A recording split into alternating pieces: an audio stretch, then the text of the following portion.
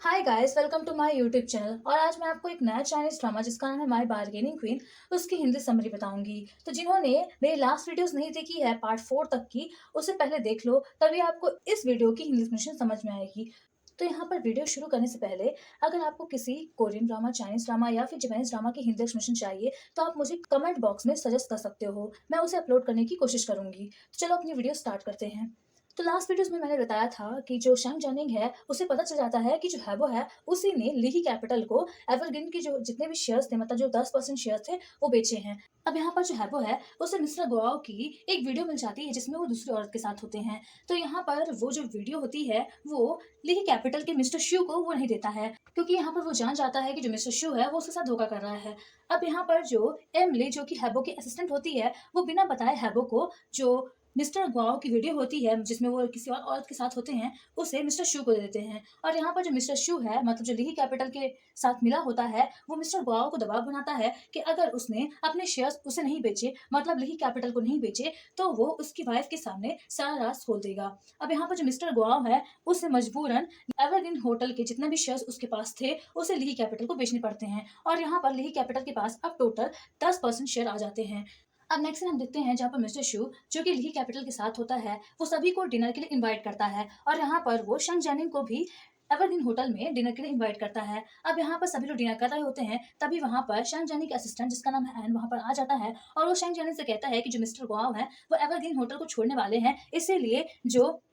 Housekeeping department की जितनी भी इंफॉर्मेशन उनके पास थी वो अब शेंग जानिंग को देना चाहते हैं। अब यहाँ पर शेंग जानिंग अपने असिस्टेंट से कहता है कि जितनी भी इंफॉर्मेशन हैं जो मिस्टर गुआओ ने उसे दी है, वो उसके मतलब जितनी भी फाइल्स हैं वो उसके ऑफिस में रख दे। तो अब नेक्स्ट हम देखते हैं जहाँ पर ये शेंग जानिंग और शाचियान की प्लानिंग होती है कि जो भी असिस्टेंट ने, मतलब शेंग जानिंग के असिस्टेंट ने डिनर के समय कहा था, ये सब एक प्लानिंग थी। मतलब यहाँ पर जो शेंग जानिंग है वो हैबो को पकड़ना चाहता था, इसीलिए उसने अपने असिस्टेंट से कहलवाया मिस्टर गुआओ के बारे में कि वो होटल छोड़ के जाने वाले हैं, इसीलिए उन्होंने हाउसकीपिंग डिपार्टमेंट की जितनी भी फाइल्स थी वो शैंग जैनिंग को देना चाहते हैं। अब यहाँ पर होता भी ऐसा ही है। मिस्टर जो शू होते हैं वो हैबो को फोर्स करते हैं कि वो शैंग जैनिंग के ऑफिस में जाए और जितनी भी हाउसकीपिंग डिपार्टमेंट की फाइल्स हैं उसे चुरा ले। बट यहाँ पर जब शैंग जैनिंग और शा चेन ये सब प्लान कर रहे होते हैं, तभी वहाँ पर जो पूसोंग सैंग है वो शा चेन की सारी बातें सुन लेती है। और यहाँ पर वो एन मौके में हैबो को सारी बातें बता देती है, जिससे जो हैबो होता है वो वहाँ पर, मतलब शैंग जैनिंग के ऑफिस में नहीं जाता है हाउसकीपिंग डिपार्टमेंट की फाइल चुराने के लिए। अब नेक्स्ट सीन हम देखते हैं जहाँ पर जो पू सोंग सैंग है वो हैबो को कहती है कि उसने उसकी एक बार मदद की थी जब उसे मई में बैंक्वेट हॉल की वेडिंग की लिस्ट चाहिए थी, और इसके लिए मतलब बदले में अब उसने आज उसकी हैबो की मदद की है जब वो हाउसकीपिंग डिपार्टमेंट की फाइल चुराने जा रहा था शंग जैनिंग की। अब यहाँ पर जो पू सोंग सैंग है वो कहती है कि उसकी वजह से उसने अपने एक सबसे अच्छे फ्रेंड को धोखा दिया है। इसके बाद पू सोंग सैंग कहती है हैबो से कि अब वो उससे कभी भी मिलना नहीं चाहेगी और वो उसे बहुत ही हेट करती है। इसके बाद जो पू सोंग सैंग है वो वहाँ से चली जाती है। तो नेक्स्ट हम देखते हैं जहाँ पर जो पू सोंग सैंग है वो बहुत ही गिल्टी फील करती है और वो शा चैन को सारी बातें बता देती है कि उसने ही हैबो को मना किया था उस शंग जानी के ऑफिस में हाउसकीपिंग डिपार्टमेंट की फाइल ना चुराने के लिए। अब यहाँ पर जो पू सोंग सैंग है वो बहुत ही परेशान होती है, तो यहाँ पर जो शा चियान है वो पू सोंग सैंग को वेकेशन बनाने के लिए छुट्टी दे देती है। तो नेक्स्ट हम देखते हैं जहाँ पर जो पू सोंग सैंग है वो कुछ दिनों के लिए, मतलब अपनी छुट्टी स्पेंड करने के लिए अपनी मदर के घर चली जाती है। नेक्स्ट हम देखते हैं जहाँ पर जो है वो होता है उसे भी अपनी गलती का एहसास होता है और इसीलिए वो फैसला करता है कि वो एवरग्रीन होटल को छोड़ देगा। अब नेक्स्ट हम देखते हैं जहाँ पर शंग जानी को ये पता चलता है कि जो है वो एवरग्रीन होटल से रिजाइन मारने वाला है, मतलब वो एवरग्रीन होटल को छोड़ने वाला है। और यहाँ पर शंग जानी है वो सीधा हैबो के ऑफिस में जाता है। अब यहाँ पर हैबो अपने रिजाइन मार के जा ही रहा होता है, तभी वहाँ पर शंग जानी आ जाता है और कहता है कि वो इस तरह एवरग्रीन होटल को नहीं छोड़ सकता है। और यहाँ पर वो हैबो से कहता है कि उसके बारे में सब कुछ जान चुका है, बट फिर भी वो निंग निंग के लिए उसे माफ कर देगा। अब यहाँ पर जो हैबो है वो शैंग जानी से कहता है कि उसने जो भी किया है उसके लिए उसे माफ़ी नहीं चाहिए। नेक्स्ट हम देखते हैं जहाँ पर जो हैबो होता है वो एवरग्रीन होटल से बाहर आ रहा होता है, तभी वहाँ पर मिस्टर शू मिल जाते हैं। और यहाँ पर वो हैबो से कहता है कि उसने लीही कैपिटल की बहुत मदद की, जो 10% शेयर उसने एवरग्रीन होटल के लीही कैपिटल को दिए। अब यहाँ पर जो मिस्टर शू है वो कहता है कि वो आशा करता है कि जो हैबो है वो उसके लिए और काम करेगा, बट यहाँ पर जो हैबो है वो मिस्टर शू को साफ इनकार कर देता है। अब यहाँ पर हमें स्टोरी पता चलती है जहाँ पर हैबो बताता है कि जब वो लीही कैपिटल में अपना बिजनेस स्टार्ट करने आया था तब उसे बार बार रिजेक्ट कर दिया गया था। और यहाँ पर जो मिस्टर शू है उसने उसकी मदद की थी लीही कैपिटल में बिजनेस दिलवाने के लिए, इसीलिए उसने जो मिस्टर शू है उसकी इतनी मदद की, एवरग्रीन होटल के जितने भी शेयर्स थे, आधे परसेंट शेयर्स वो लीही कैपिटल में ट्रांसफर कर दिए। और इसके बाद है वो कहता है कि अब उसका काम खत्म हो चुका है और इसीलिए अब वो मिस्टर शू की कोई भी मदद नहीं करेगा। अब नेक्स्ट सीन हम देखते हैं जहाँ पर जो है वो होता है वो पू सोंग सैंग के घर जाता है। बट यहाँ पर जो उसकी नेबर होती है, वो बताती है कि जो पू सोंग सैंग है, वो अपनी मदर के घर चली गई है। अब नेक्स्ट हम देखते हैं जहाँ पर शेंग जैनिंग है, वो एवरग्रीन होटल के जितने भी शेयर होल्डर्स होता है, मतलब बोर्ड ऑफ डायरेक्टर की मीटिंग बुलवाता है। और यहाँ पर एक नया मेंबर आता है जो कि ली कैपिटल की तरफ से होता है, जिसका नाम होता है शिन लिन, जो कि शेंग जैनिंग की कॉलेज की दोस्त हुआ करती थी। अब यहाँ पर जो शेंग जैनिंग है, वो बोर्ड ऑफ डायरेक्टर मतलब शेयर होल्डर से डिस्कस करता है कि जो सेकंड फ्लोर है एवरग्रीन होटल का, वो पूरी तरह से मेंटेन हो चुका है। तो अब उसकी ओपन सेरेमनी होनी चाहिए, जिसमें वो बहुत बड़े बड़े म्यूजिशियंस को बुलाएंगे, जिससे जो उनका होटल है वो एडवर्टाइज हो सके। अब यहाँ पर सभी शेयर होल्डर होते हैं, वो शेंग जैनिंग से आर्गुमेंट करते हैं कि उसने पहले ही बहुत सारे पैसे सेकंड फ्लोर की मेंटेनेंस में लगा दिए हैं, और अब अगर वो नए नए आर्टिस्ट को बुलवाएगा और एडवर्टाइजमेंट करवाएगा, तो इससे बहुत सारा खर्चा होगा। अब यहाँ पर जो सभी शेयर होल्डर होते हैं, वो शेंग जैनिंग की बात से इनकार कर देते हैं। बट वहाँ पर जो शीलिन, जो कि ली कैपिटल की तरफ से एवरग्रीन होटल में एक शेयर होल्डर बन के आई होती है, वो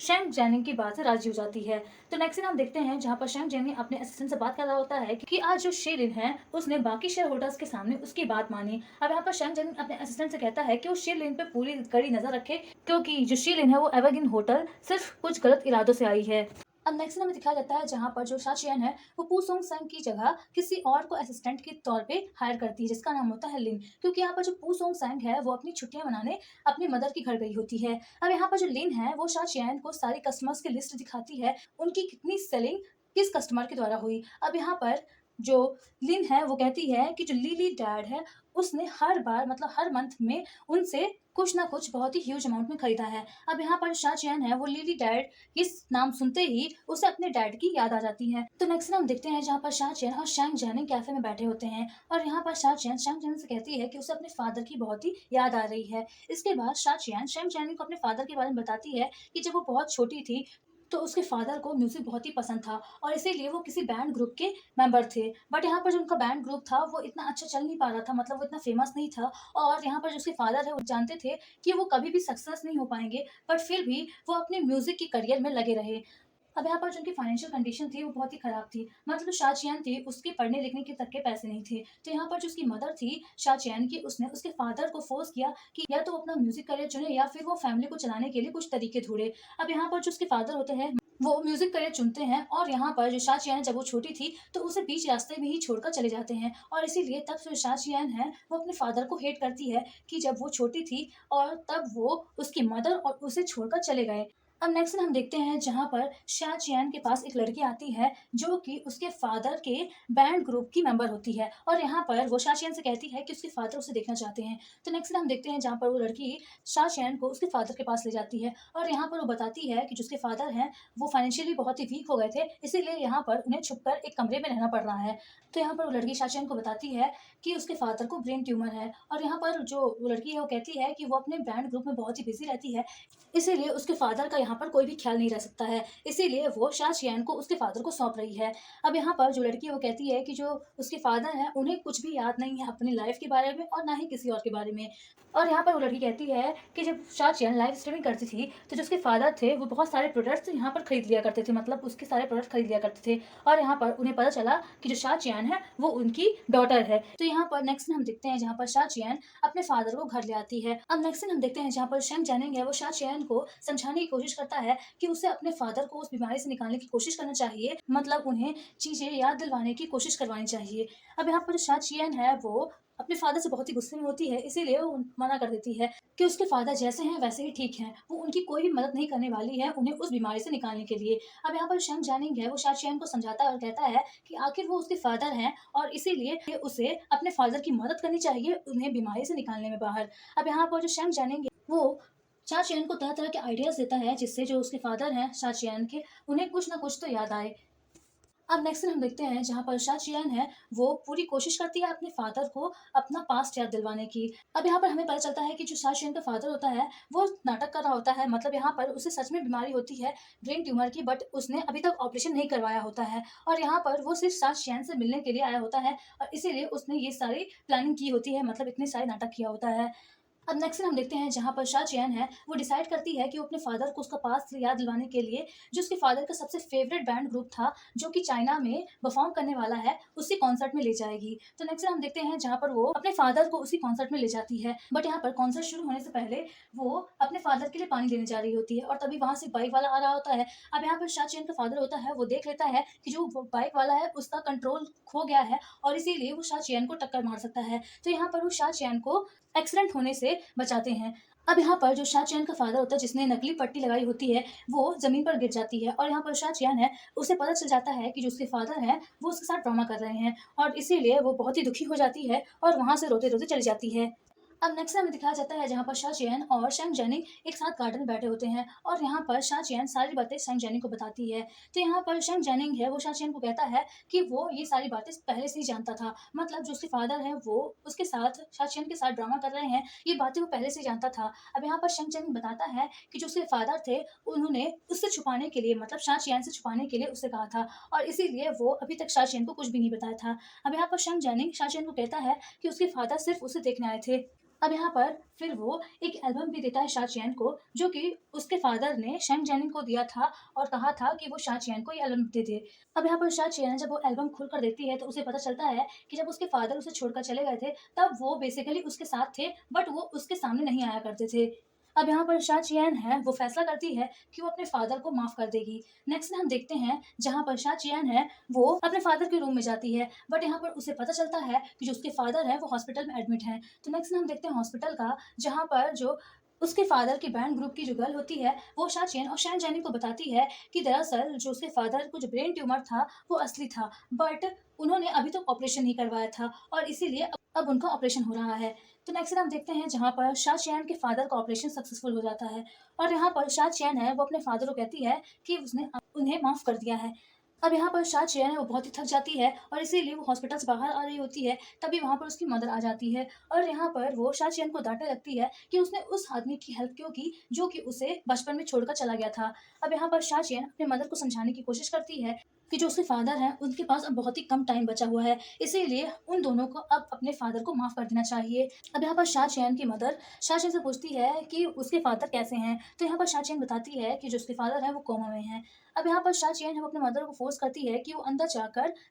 फादर से मिल सकती है। अब नेक्स्ट हम देखते हैं जहाँ पर शा चेन की मदर होती है वो शा चेन के फादर से बात कर रही होती है कि भले ही शा चेन ने उसे माफ कर दिया है बट वो उसे कभी माफ नहीं करेगी, क्योंकि जब शा चेन जब छोटी थी तो वो उन दोनों को बीच रास्ते में छोड़कर चला गया था और यहाँ पर वो कहती है कि अब अगर वो उन दोनों को छोड़ के चला गया तो वो उसे कभी भी माफ नहीं करेगी। अब यहाँ पर तभी शा चेन आ जाती है दोनों के लिए खाना लेकर, बट यहाँ पर जो शा चेन की मदर होती है वो शा चेन से कहती है कि उसे भूख नहीं है और वो वहां से चली जाती है। अब नेक्स्ट हम देखते हैं हैबो का और पू सोंग सेंग का, जहाँ पर जो पू सोंग सेंग की मदर है वो पू सोंग सेंग को बताती है कि उसके आंट ने उसके लिए बहुत ही अच्छा रिश्ता ढूंढा है। अब यहाँ पर जो पू सोंग सेंग है वो अपनी मदर को डांटने लगती है और कहती है कि उसने रिश्ता कैसे फाइनल कर दिया, मतलब उससे बिना पूछे रिश्ता कैसे फाइनल कर दिया। अब यहाँ पर जो उसकी मदर है वो पू सोंग सेंग को फोर्स करती है कि वो उस लड़के के साथ डेट में जाए। तो नेक्स्ट हम देखते हैं जहाँ पर जो पू सोंग सेंग है वो उस लड़के से फर्स्ट टाइम मिलने जाती है। अब यहाँ पर वो जो लड़का होता है वो पू सोंग सेंग को कहता है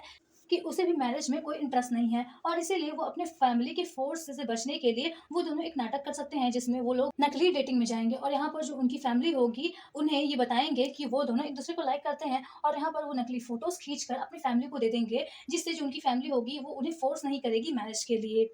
नेक्स्ट हम देखते हैं जहाँ पर पू सोंग संग की मदर और हैबो एक साथ बैठे होते हैं और यहाँ पर तभी जो पू सोंग संग है वो अपनी मदर को अपने नकली डेटिंग की फोटोज भेजती है। अब यहाँ पर पू सोंग संग की मदर देख ही रही होती है, तभी वहाँ पर हैबो भी वो फोटोज देख लेता है। अब यहाँ पर जो पू सोंग संग की मदर वो हैबो को बताती है कि जो पू सोंग संग है वो लिन नाम के लड़के के साथ डेटिंग में गई है जिसकी बहुत बड़ी ऑर्गेनिक वेजिटेबल की शॉप है और यहाँ पर वो हैबो को ये भी बताती है कि जो एवरग्रीन होटल है जो कि बहुत ही फेमस होटल है उसकी शॉप का कस्टमर है। अब नेक्स्ट हम देखते हैं जहाँ पर लिन और पू सोंग संग दोनों मूवी देखने सिनेमा जाते हैं, बट यहाँ पर उन्हें पता चलता है कि जो सिनेमा की सारी सीट्स हैं वो बुक हो चुकी हैं। तो नेक्स्ट हम देखते हैं जहाँ पर वो दोनों एक टूरिस्ट प्लेस में आते हैं। अब यहाँ पर जो लिन है वो पू सोंग संग से कहता है कि वो उसके लिए पानी लेने जा रहा है। यहाँ पर जो पू सोंग संग है जब वो हैबो के साथ आई होती है तो यहाँ पर हैबो ने कुछ विश मांगी होती है और उसकी जो विश होती है वो वहीं पर टंगी होती है। तो यहाँ पर जो पू सोंग संग है वो हैबो की विश पढ़ लेती है और इसमें हैबो ने सॉरी लिखा होता है पू सोंग संग को। अब यहाँ पर तभी लिन आ जाता है और यहाँ पर लिन पू सोंगसेंग से बात ही कर रहा होता है, तभी उसे कॉल आता है कि जो एवरग्रीन होटल है, उसने उसके साथ सारी डील्स कैंसल कर दी है। अब यहाँ पर जो लिन है, वो पू सोंगसेंग को सारी बातें बताता है, तो यहाँ पर जो पू सोंगसेंग है, उसे बहुत ही गुस्सा आ जाता है और वो सीधा हैबो के पास जाती है और यहाँ पर वो हैबो से कहती है कि वो जान चुकी है कि उसने ही लिन के जितने भी कॉन्ट्रैक्ट है एवरग्रीन होटल से, उसे कैंसल करवाया है। अब यहाँ पर वो हैबो से कहती है कि वो लिन के सारे कॉन्ट्रैक्ट एवरग्रीन होटल के साथ फिर से करवा दे, बट यहाँ पर जो हैबो है वो मानने को तैयार नहीं होता है। अब यहाँ पर हैबो पू सोंगसेंग के पास शर्तें रखता है कि अगर वो उसके साथ डेटिंग में चलेगी, अगर वो उसे लाइक करती है, तो ही जो एवरग्रीन होटल है वो अपने सारे ऑर्डर्स लिन की शॉप को देगा। अब यहाँ पर जो पू सोंगसेंग है वो मान जाती है। तो नेक्स्ट हम देखते हैं जहाँ पर पू सोंगसेंग और हैबो दोनों डेटिंग में जाते हैं और यहाँ पर जो हैबो है वो पू सोंगसेंग से कहता है कि क्यों ना वो दोनों मूवी देखने चले। तो नेक्स्ट हम देखते हैं जहाँ पर हैबो और पू सोंगसेंग मूवी देख रहे होते हैं और यहाँ पर तभी पू सोंगसेंग कहती है हैबो से कि शायद उसने ही कल, जब लिन और पू सोंगसेंग मूवी देखने आ रहे थे सिनेमा, तब उसने ही पूरा सिनेमा जो था उसे बुक कर लिया था, जिसकी वजह से जो लिन और जो पू सोंगसेंग है वो दोनों मूवी नहीं देख पाए थे। अब यहाँ पर जो हैबो है वो सिनेमा में रोमांटिक होने की कोशिश करता है, बट यहाँ पर जो पू सोंगसेंग है वो बहुत ही गुस्से में होती है और वो उसके साथ कोई भी रोमांस नहीं करती है। तो नेक्स्ट हम देखते हैं जहाँ पर पू सोंगसेंग और हैबो घर आ जाते हैं। अब यहाँ पर जो पू सोंगसेंग है वो कहती है कि उसका कॉन्ट्रैक्ट अब खत्म हो चुका है, मतलब उसने जो कहा था कि वो लिन के बदले उसके साथ डेटिंग में चले, तो उसने ये सब किया। अब वो लिन के जितने भी कॉन्ट्रैक्ट्स हैं एवरग्रीन होटल के साथ, उसे वापस करवा दे। अब यहाँ पर जो हैबो है वो पू सोंगसेंग से कहता है कि आज के बाद वो कभी भी लिन के साथ डेटिंग में नहीं जाएगी और यहाँ पर जो पू सोंगसेंग है वो हैबो को क्लियर करती है कि वो वैसे भी लिन के साथ नकली डेटिंग में गई थी, मतलब यहाँ पर जो हैबो है उसने कुछ ज़्यादा ही उसके बारे में सोच लिया और यहाँ पर वो सच बताती है कि जो लिन है और जो पू सोंगसेंग है वो दोनों सिर्फ नकली डेटिंग कर रहे थे, जिससे जो उनकी फैमिली है वो उन दोनों को मैरिज के लिए फोर्स ना करे। तो नेक्स्ट दिन हम देखते हैं जहाँ पर शाशियन होती है वो लाइव स्ट्रीमिंग का सारा काम म्यू शाइन को देती है और अब यहाँ पर जो म्यू शाइन है वो लाइव स्ट्रीमिंग का काम करना शुरू कर देता है। अब नेक्स्ट दिन हम देखते हैं जहाँ पर शैंग जैनिंग है वो एवरग्रीन होटल के सेकंड फ्लोर, जो कि पूरी तरह से बन के तैयार हो जाता है, उसके ओपन सेरेमनी के लिए एक बहुत बड़े म्यूजिशियन को बुलाता है जिसका नाम होता है पीटर बाओ। अब इधर जो लिन होती है वो पीटर बाओ की बहुत बड़ी फैन होती है। तो नेक्स्ट दिन हम देखते हैं जहाँ पर शीरिन को ये पता चल जाता है कि जो पीटर बाओ है वो बहुत ही गंदा आदमी है, मतलब वो औरतों के साथ अच्छे से पेश नहीं आता है। और यहाँ पर जो शीरिन की असिस्टेंट होती है वो पीटर बाओ की एक वीडियो बना लेती है और ये वीडियो वो शीरिन को दिखाती है। अब यहाँ पर जो शीरिन है वो डिसाइड करती है कि जिस दिन एवरग्रीन होटल के सेकंड फ्लोर की ओपन सेरेमनी होगी उस दिन वो ये वीडियो सबके सामने रिवील कर देगी, जिससे जो एवरग्रीन होटल की रेपुटेशन है वो और भी खराब हो जाएगी और जो एवरग्रीन होटल है वो और भी कमजोर पड़ जाएगा। अब नेक्स्ट हम देखते हैं जहाँ पर जो लिन होती है उसके साथ पीटर बाओ अच्छे से पेश नहीं आ रहा होता है और यहाँ पर वो तुरंत शा चियन को मैसेज करती है कि वो रूम नंबर 1102 में है और यहाँ पर तभी शा चियन मौके में आ जाती है और यहाँ पर वो पीटर बाओ से लिन को छुड़ाती है। अब नेक्स्ट हम देखते हैं जहाँ पर जो लिन है वो शा चियन से ये सारी बातें शैंग जेनी से छुपाने के लिए कहती है, क्योंकि अगर शैंग जेनी को पता चल गया तो वो पीटर बाओ को एवरग्रीन होटल में वॉयलेंट प्ले करने से मना कर देगा और इससे जो उसके फैंस होंगे पीटर बाओ के वो भी एवरग्रीन होटल नहीं आएंगे और यहाँ पर जो एवरग्रीन होटल है उसकी फिर से जो इमेज है वो डाउन हो जाएगी। अब नेक्स्ट हम देखते हैं जहाँ पर ओपन सेरेमनी हो रही होती है एवरग्रीन होटल के सेकंड फ्लोर की और यहाँ पर जो शीलिन है वो बस इंतजार कर रही होती है मौके का कि जब पीटर बाओ स्टेज पर आएगा तब वो वीडियो रिवील कर देगी, बट यहाँ पर पीटर बाओ की जगह मिस्टर ल्यू मिंग दूसरे वॉयलेंट आ जाता है और यहाँ पर शीलिन है वो चौंक जाती है। तो नेक्स्ट हम देखते हैं जहाँ पर शैंग जैनिंग शीलिन को बताता है कि वो पीटर बाओ के बारे में सब कुछ जान चुका था, इसीलिए उसने मिस्टर ल्यू मिंग को पीटर बाओ की जगह बुलाया। अब यहाँ पर शैंग जैनिंग बताता है कि उसे ये सब सारी बातें शा चियन से पता चली, जहाँ पर शा चियन ने उसे सारी बातें बताती होती है कि जो पीटर बाओ है वो अच्छा आदमी नहीं है, क्योंकि उसने जो लिन है उसके साथ गलत बिहेव किया। अब यहाँ पर जो शैंग जैनिंग है वो शीलिन से कहता है कि आखिर में उसी की जीत हुई, क्योंकि जो उसने खर्चा, मतलब जो शैंग जैनिंग ने पीटर बाओ के लिए इतना सब कुछ खर्चा किया था वो वेस्ट हो गया। अब यहाँ पर शीलिन है वो शैंग जैनिंग से कहती है कि वो ली कैपिटल को एवरग्रीन होटल बेच क्यों नहीं देता है। तो यहाँ पर जो शैंग जैनिंग है वो कहता है कि जो एवरग्रीन होटल है अगर वो ली कैपिटल के हाथ में आ गया तो ली कैपिटल उसके टुकड़े टुकड़े कर देगा और उसे किसी न किसी कंपनी को बेच देगा। और यहाँ पर शैंग जैनिंग कहता है कि वो अपने फादर की प्रॉपर्टी को इस तरह बेचते हुए नहीं देखना चाहता है, इसीलिए वो ली कैपिटल को अपनी प्रॉपर्टी नहीं देना चाहता है, मतलब एवरग्रीन होटल को ली कैपिटल को खरीदने नहीं देना चाहता है। अब नेक्स्ट हमें दिखाया जाता है पू सोंगसेंग के मदर का, जहाँ पर जो पू सोंगसेंग की मदर होती है उसने अपना घर बेचकर एक कंपनी में इन्वेस्टमेंट लगाया होता है, बट जिस कंपनी में उसने इन्वेस्टमेंट लगाया होता है वो बेसिकली फ्रॉड निकल जाती है। तो यहाँ पर जो पू सोंगसेंग की मदर है वो इतना सुनकर चौंक जाती है और वहीं पर बेहोश हो जाती है। अब यहाँ पर जो हैबो है वो बाहर से आ रहा होता है और वो पू सोंगसेंग की मदर को फ्लोर में गिरे देखकर उसे कमरे में ले जाता है। अब नेक्स्ट हमें दिखाया जाता है जहाँ पर पू सोंगसेंग की मदर को फाइनली होश आ जाता है और यहाँ पर वो सभी लोग लंच कर रहे होते हैं। अब यहाँ पर जो पू सोंग सेंग की मदर है वो हैबो के बिहेवियर से बहुत ही इम्प्रेस हो जाती है और यहाँ पर वो हैबो का धन्यवाद करती है। उसके बाद वो हैबो से कहती है कि जब तक वो यहाँ पर रहना चाहता है वो रह सकता है, क्योंकि वो बहुत ही काइंड और सिंपल नेचर का है। अब नेक्स्ट हम देखते हैं जहाँ पर जो पू सोंग सेंग है वो जॉब की तलाश में इधर उधर भटक रही होती है, बट उसे जॉब नहीं मिल रही होती है क्योंकि कहीं पर उसकी एलिजिबिलिटी नहीं होती है तो कहीं उसका एक्सपीरियंस नहीं होता है। अब यहाँ पर जो पू सोंग सेंग है उसे एक कंपनी से कॉल आता है जहाँ पर उसने अकाउंटेंट की इंटरव्यू दिया होता है, बट यहाँ पर वो अकाउंटेंट की इंटरव्यू में फेल हो जाती है। बट यहाँ पर उसे एक सेलमैन की नौकरी मिल जाती है। अब इधर जो है वो होता है उसे भी लैंग्वेज होटल से कॉल आता है कि उसे जनरल मैनेजर की नौकरी मिल गई है। बट यहाँ पर जो है वो उसके प्रेसिडेंट से मतलब उसके मालिक से कहता है कि उसे कुछ दिन का वक्त चाहिए सोचने के लिए। अब नेक्स्ट हम देखते हैं जहाँ पर जो पू सोंग सेंग है वो पहले दिन ही अपने काम में बहुत ही थक जाती है, तो यहाँ पर जो है वो उसकी इस तरह कंडीशन देखकर उसकी नौकरी से उसे रिजाइन मरवा देता है। और यहाँ पर वो पू सोंग सेंग से कहता है कि उसने उसके लिए बहुत अच्छी नौकरी ढूंढी है, मतलब सेल गर्ल से भी बहुत अच्छी नौकरी ढूंढी है जिसमें वो मिलियन कमा सकती है। अब यहाँ पर जो पू सोंग सेंग है वो चौंक जाती है। अब नेक्स्ट हम देखते हैं जहाँ पर जो म्यू शायन है वो फूड की लाइव स्ट्रीमिंग कर रहा होता है और यहाँ पर तभी उसे कमेंट्स आते हैं कि जो उसका फूड है वो एवरग्रीन होटल से ज़्यादा अच्छा नहीं है। मतलब यहाँ पर उसे कमेंट में एवरग्रीन होटल के फूड्स को बहुत ही प्रेस किया जाता है। अब नेक्स्ट हम देखते हैं जहाँ पर शा चेन डिसाइड करती है कि क्यों ना वो लोग एवरग्रीन होटल के साथ काम करे, मतलब जो भी एवरग्रीन होटल में जितने भी प्रोडक्ट्स हैं उन्हें अपनी लाइव स्ट्रीमिंग में सेल करे, इससे एवरग्रीन होटल को और उन दोनों को प्रॉफिट होगा। तो नेक्स्ट हम देखते हैं जहाँ पर शैंग जैनिंग को ये सारी बातें बताती है और यहाँ पर शैंग जैनिंग मान जाता है, बट वो कहता है कि उसे अपनी बात शेयर होल्डर्स के सामने कल क्वालिटी कॉन्ट्रैक्ट मीटिंग में रखनी होगी। अगर शेयर होल्डर्स उसकी बात मान जाएंगे तो फिर वो भी उसकी बात मान जाएगा। नेक्स्ट हम देखते हैं सुबह का जहाँ पर क्वालिटी कॉन्ट्रैक्ट मीटिंग हो रही होती है सभी शेयर होल्डर्स के साथ और यहाँ पर शा चेन अपनी सारी बातें शेयर होल्डर्स के सामने रखती है। अब यहाँ पर शा चेन सभी शेयर होल्डर्स को बताती है कि जो एवरग्रीन होटल में जितने भी फूड आइटम्स बनेंगे वो उसकी लाइव स्ट्रीमिंग करेगी, जिससे जो पब्लिक है उन्हें पता चलेगा एवरग्रीन होटल के बारे में और यहाँ पर शायद हो सकता है कि उनकी सेलिंग बढ़ जाए। तो नेक्स्ट हम देखते हैं जहाँ पर जो शा चेन वो एवरग्रीन होटल का एक फूड आइटम लाइव स्ट्रीमिंग में रखती है और यहाँ पर उसे बहुत सारे ऑर्डर मिलते हैं। तो यहाँ पर शैंग जैनिंग और शा चेन होते हैं वो दोनों राजी हो जाते हैं एक दूसरे के साथ पार्टनरशिप करने के लिए। अब नेक्स्ट हम देखते हैं जहाँ पर शा चेन और शैंग जैनिंग बात कर ही रहे होते हैं, तभी जो शैंग जैनिंग का असिस्टेंट होता है वो वहाँ पर आता है और वो शैंग जैनिंग को बताता है कि जो मिस्टर फैंग थे उन्होंने अपने काम से रिजाइन मार दिया है। मतलब यहाँ पर जो शेफ फैंग है वो एवरग्रीन होटल का बहुत बड़ा शेफ होता है और उसने अपने काम से रिजाइन मार दिया होता है। अब यहाँ पर जो शैंग जैनिंग है वो चौंक जाता है। तो नेक्स्ट हम देखते हैं जहाँ पर जो शैंग जैनिंग का असिस्टेंट है वो उसे होटल के किचन में ले जाता है जहाँ पर लोगों के बीच में अफरा तफरी मची होती है, क्योंकि यहाँ पर जो शेफ फैंग है उसने अचानक से अपने जॉब से रिजाइन मार दिया होता है। अब नेक्स्ट हम देखते हैं जहाँ पर ये सबके पीछे शीलिन का हाथ होता है। मतलब यहाँ पर शीलिन है उसने मिस्टर फैंग को लालच दिया था कि अगर वो एवरग्रीन होटल से रिजाइन मार देगा तो उसके बच्चे को यूएसए में पढ़ने का मौका मिलेगा और वो बिलियनियर बन जाएगा, और इसीलिए जो मिस्टर फैंग है वो अपनी नौकरी से रिजाइन मार देता है। अब नेक्स्ट हम देखते हैं जहाँ पर शैंग जैनिंग बहुत ही सोच में पड़ जाता है कि अब क्या किया जाए। यहाँ पर जो शैंग जैनिंग है वो अपने असिस्टेंट से कहता है कि वो जल्दी से जल्दी दूसरे शेफ को, बहुत बड़े अच्छे शेफ को ढूंढे जो कि एवरग्रीन होटल में खाना बना सके, क्योंकि जो किसी भी होटल की इमेज होती है वो उसे खाने से होती है। अगर एवरग्रीन होटल में खाना अच्छा नहीं बनेगा तो लोगों का जो मोरल है एवरग्रीन होटल के लिए वो डाउन हो जाएगा।